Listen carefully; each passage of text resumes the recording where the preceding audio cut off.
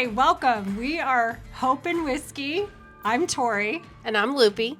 And we're here today with Hunter Hoshiko of Larado Whiskey. First of all, I want to say I'm very excited. Thank you for doing this. Absolutely. Because you're a person I don't only admire personally, but I admire professionally. No, so thank you so much for joining us today. Absolutely. First of all, before we get started, I want to say cheers. Cheers. And thank you so much. Absolutely. What are we drinking? Well, we're drinking different stuff. I am drinking my summertime favorite, which that is our wheated whiskey. It's 95% wheat. It is 5% malted barley. It's a 6-year. And it's very light. It's 90 proof, so it doesn't drink, it's not super high alcohol content, but it's really nice for the summer. It's got nice notes of vanilla and some cream, but drinks very light. And today's supposed to be somewhat of a nice day, so springtime's coming. And then you guys are drinking one of our flagship ones, and that one is our Roper Reserve. So this one, it's cool. This one's one of actually we just cracked another barrel, which it was 125 proof. What? But this one is 124 proof. It's straight from the barrel. It's a 51% rye. It's technically not a bourbon, right? Because a bourbon has to be 50% corn or more. So it's right on the cusp. So a lot of people that are like, oh, I hate rye. This one's a really cool in-between. And a lot of people, it's like, well, just try this one. And they'll try it and they'll be like, oh, well, that's pretty good. And so that's really fun to do. But this one's one of our favorites. Some of our barrels come in at 56%, some of them 62%. This one happened to be one of our higher proof barrels, which it doesn't drink like 62. I don't know if you guys think so, but it drinks really nice. We're really proud of this one. We are not complaining. In fact, this is the one we chose today because the taste is something that there are so many flavors in it. And you're getting everything on the front end, also the back end. That's what I love about it. So I just wanted to get started and say, though, tell us who you are. What is your origin story? Yeah. My name's Hunter Hoshiko. We started Larado Whiskey about a year and a month ago, I think was our anniversary. It was actually the Estes Park Whiskey Warm-Up. That marked our first event. There's an event in Estes every year called the Whiskey Warm-Up. It's fantastic. They do such a great job. So my family, I'm actually Japanese. I'm a quarter Japanese. But my family in 1908, my great-grandfather, he was 14 years old. And he was an orphan in Japan and hated his uncle that he lived with. And so he was tired of Japanese imperialism. So he stowed away on a steamship for the United States. And he got caught halfway over and looking for food, and he had to shovel coal for food. And when they pulled up into San Francisco Bay, he knew that they were going to send him back to Japan, so he jumped ship and swam to shore. And that is crazy. 14 years old. Like I just imagine, like now, like amazing. I mean, fearless. 14 is like 8th and 9th graders. Yeah. Yeah, Legitimately. that's crazy. Imagine for those of you guys that have kids, 8th, 9th grader, like that's what And so he jumped ship, swam to shore. He got picked up by a missionary. His name was Katsuma at the time, and he changed his name after the Apostle Paul. So it was Paul, and he converted to Christianity. At the time, a lot of the immigrants from China, Japan were working on the railroads, right? Yeah. And so he got a job on the railroads, started working on the railroads. But then him and a couple other buddies, they had, you've heard of Chinatown and everything else in San Francisco. So they were very closely knit, right? Nobody spoke the language, English language. Right. So they were all very closely knit. So a couple of his buddies, they heard about opportunity to start farming in Colorado. And so they boarded a train and came out, and my family started a little homestead in Kersey, Colorado, which is just east of Greeley, Colorado, and that's where our family roots kind of come from. And we started with a 1-acre farm and a couple cows, and we lost it all in the Great Depression. And there was a local banker in town that knew of his reputation, so he hard work, character. And so he gave him a loan to get it, and that was rare during the Great Depression, right? Yeah. In general in the U.S. Yeah. And that's how they got there. And then World War II came around, right? And we had one of the largest Japanese internment camps in Colorado, and it was just south. I can't remember, southern Colorado. But my great-grandfather was considered too rural at the time to be a threat to national security.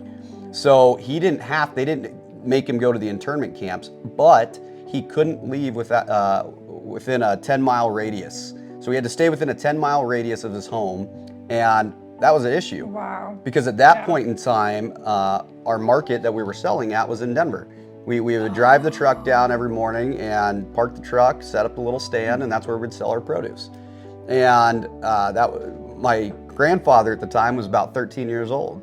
And so what my grandfather had to do was wake up 2, 3 in the morning, go drive the truck to the Denver market by himself, and had to sell produce on the streets by himself.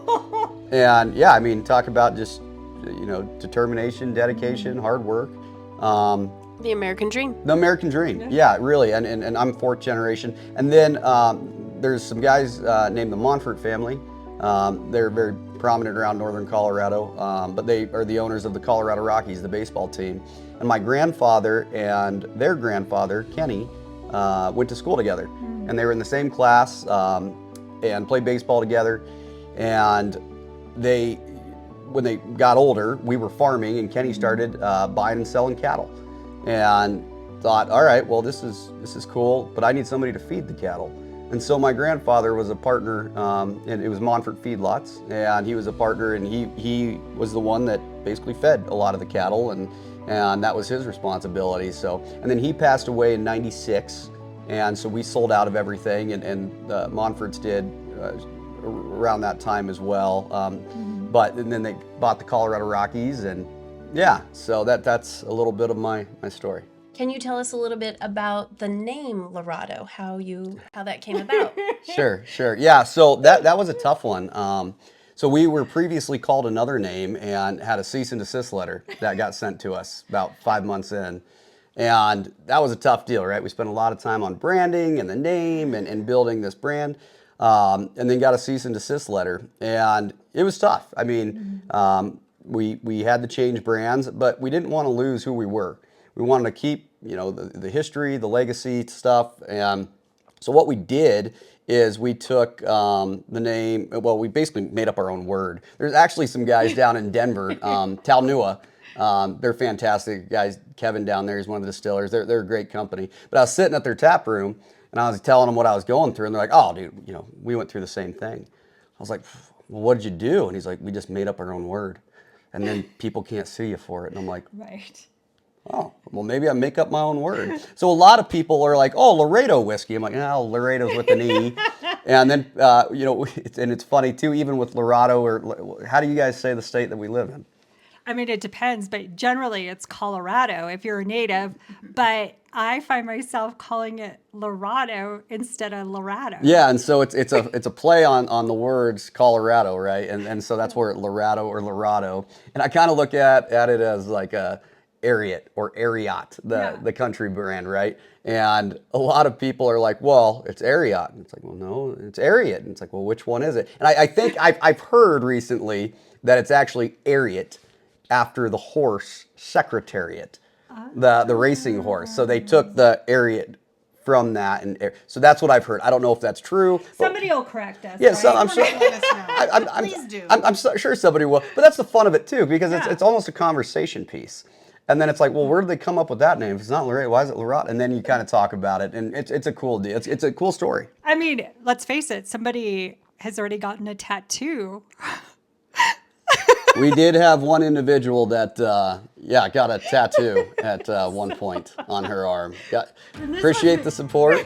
Yeah, which is amazing. Yeah. It really is amazing. And I know that it was before the name change, but to be honest, like, you have a great logo, so I feel like it still represents well. And we just appreciate the support. I mean, we talk about community, and last year we were able to give back over $100,000 to local communities. And it's funny, a lot of these people are like, oh, we like supporting them because they give 1% back to veterans or whoever, and which is awesome, phenomenal. I love that. But I'm like, maybe we should put we give 85% of all of our profits, or, yes, or even more. Like maybe 110% goes to charity, because this feels that way sometimes. But that's why we do a lot of this, and it's super fun to be able to support through one of our passions, the local communities, the local charities, guys that we've known for a long time, and these great causes and organizations that are changing lives in our communities every day. So it's a cool way for us to be able to give back.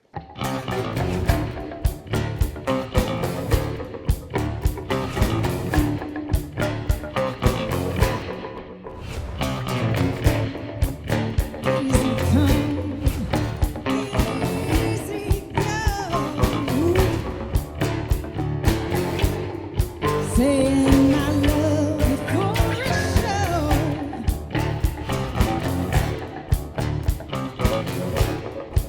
Pushing your heart to the side. It may feel good, but it sure ain't right. It's just a temporary fix of life. Yeah, I wanna be free. If I'm too late free, I can do whatever I please. Yeah, you